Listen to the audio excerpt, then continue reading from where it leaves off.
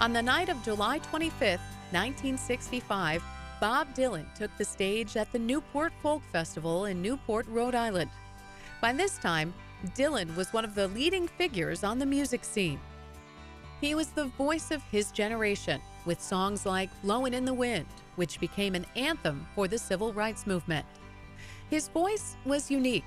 His lyrics were hypnotically poetic, and his music was almost entirely acoustic, like his main folk music influence, Woody Guthrie. I was born in South Carolina, down to Georgia I did go.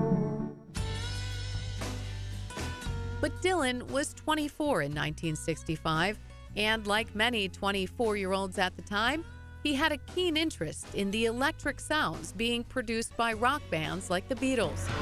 How many more years?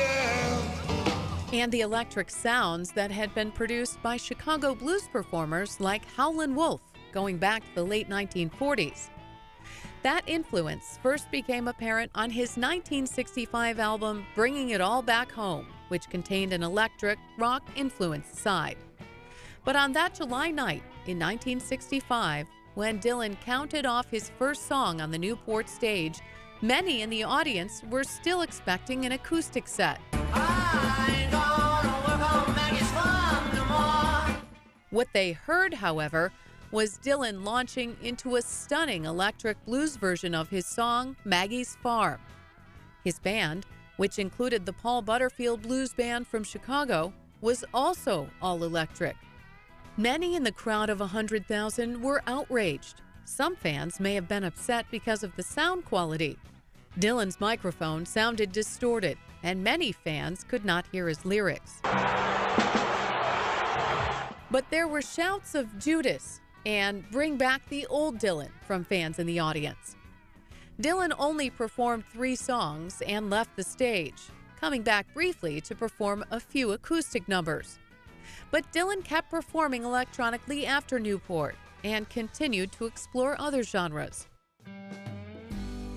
Meanwhile, folk rock became a popular music genre in the late 60s and 70s, partially due to Dylan's pioneering electric work. The Newport performance became legendary. The solid body Fender Stratocaster electric guitar, 1964.